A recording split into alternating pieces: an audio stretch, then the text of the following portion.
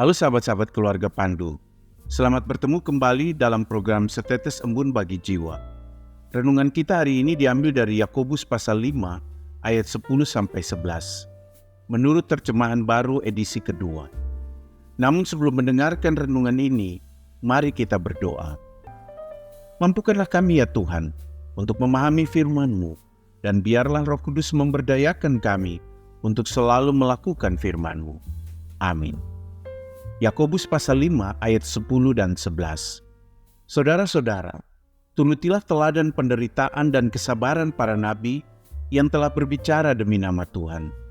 Sesungguhnya kami menyebut mereka berbahagia, yaitu mereka yang telah bertekun. Kamu telah mendengar tentang ketekunan Ayub, dan kamu telah tahu apa yang pada akhirnya disediakan Tuhan baginya, karena Tuhan Maha Penyayang dan penuh belas kasihan. Sahabat-sahabat keluarga Pandu yang terkasih, apakah saat ini para sahabat sedang bergumul dengan bermacam persoalan, penderitaan, atau masalah kehidupan? Masih setiakah para sahabat dalam iman kepada Tuhan di tengah pergumulan ini? Atau para sahabat mulai ragu akan pertolongan Tuhan? Dalam menghadapi pergumulan ini, orang beriman kadang membutuhkan contoh atau keteladanan untuk hidup dengan baik. Menjadikan Yesus Kristus sebagai contoh atau teladan itu mudah. Tetapi orang mungkin akan mengatakan, Yesus Kristus itu kan Tuhan.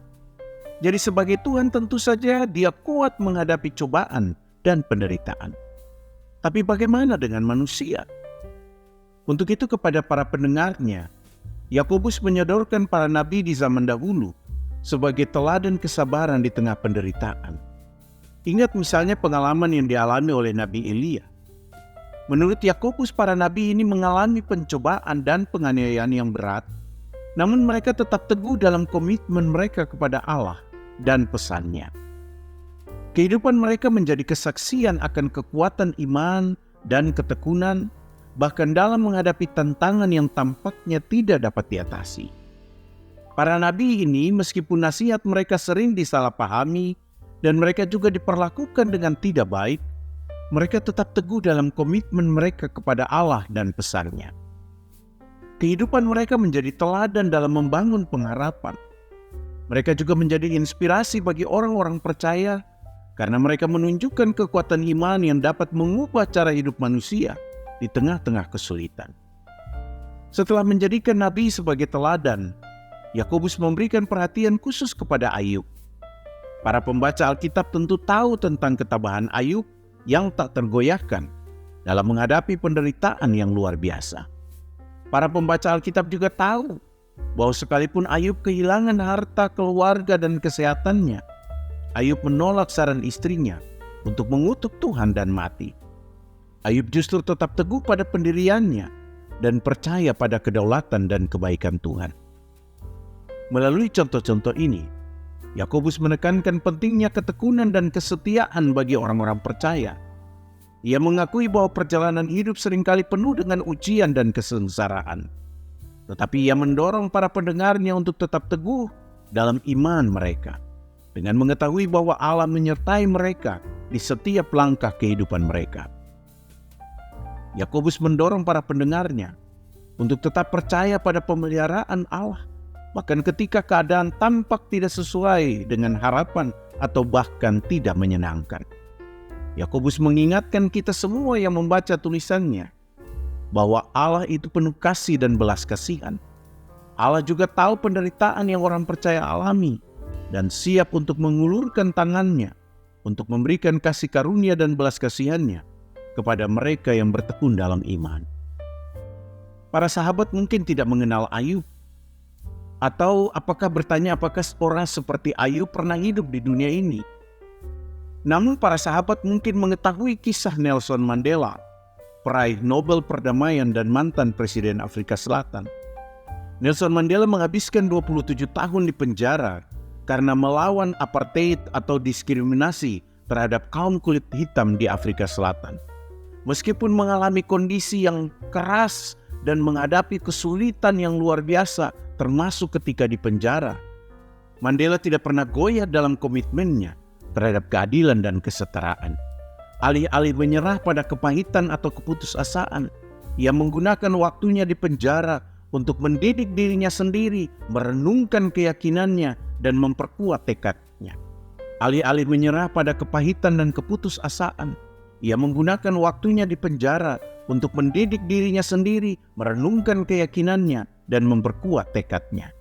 Ketekunan dan dedikasi Mandela yang tak tergoyahkan terhadap perjuangannya pada akhirnya membawanya pada pembebasan dari penjara dan berakhirnya apartheid atau diskriminasi kepada kaum kulit hitam di Afrika Selatan. Ia kemudian menjadi presiden pertama yang terpilih secara demokratis di negara tersebut di Afrika Selatan. Bekerja tanpa lelah untuk mempromosikan rekonsiliasi dan persatuan di antara rakyatnya, itulah yang dilakukan Mandela.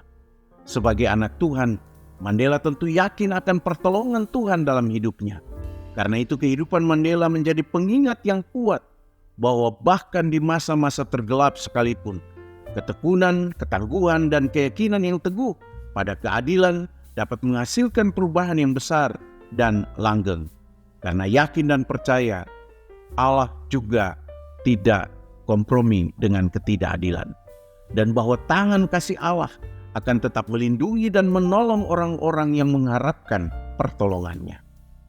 Memang dalam dunia yang kadang penuh dengan ketidakpastian dan kesulitan, panggilan untuk bertahan dengan sabar dapat terlihat tidak menyenangkan. Namun seperti yang diingatkan oleh Yakobus, kita tidak sendirian dalam pergumulan kita. Ingat, kita tidak pernah sendirian dalam pergumulan kita. Sama seperti para nabi dan Ayub dan juga keteladanan Mandela yang menemukan kekuatan di dalam iman kepada Tuhan di saat mereka terpuruk atau berada di jurang yang paling bawah, orang percaya juga diingatkan untuk tetap mengandalkan belas kasihan dan kemurahan Allah dalam pencobaan hidupnya. Dari Yakobus kita juga belajar bahwa penderitaan juga bisa membawa perubahan dan membentuk kita menjadi pribadi yang lebih baik. Meskipun tidak mudah menghadapi penderitaan, namun penderitaan bisa membentuk dan memurnikan karakter kita, memperkuat iman kita, dan memperdalam hubungan kita dengan Tuhan. Seperti emas yang diuji dalam api, iman kita dimurnikan melalui pencobaan yang kita alami, yang pada akhirnya akan menghasilkan kehidupan rohani yang lebih kuat dan tangguh. Mungkin saat ini kita terpuruk. Kita mungkin merasa seperti ditinggalkan atau diabaikan Allah. Namun percayalah bahwa Allah tetap teguh dalam kasih-Nya kepada kita. Allah tahu apa yang sedang kita alami dan rasakan. Bahkan Dia juga mendengar tangisan kita. Pada waktunya, Allah akan menunjukkan kasih-Nya kepada orang-orang yang setia menantikan pertolongannya. Dan jangan lupa untuk selalu hidup dalam kerendahan hati. Karena seperti firman Tuhan dalam Yakobus 4 ayat 10, Tuhan akan meninggikan orang-orang yang merendahkan hatinya di hadapan Tuhan. Demikian setetes embun bagi jiwa untuk kita hari ini. Mari kita berdoa. Terima kasih ya Tuhan untuk firman-Mu. Mampukan kami dalam menghadapi setiap persoalan hidup kami. Roh Kudus pimpin dan hibur kami di setiap permasalahan hidup yang kami alami. Biarlah kami selalu yakin bahwa Tuhan ada bersama kami di tengah pergumulan kami. Dalam Kristus kami berdoa. Amin. Teruslah membangun iman dan mengelola hidup bersama. Tuhan Yesus memberkati kita.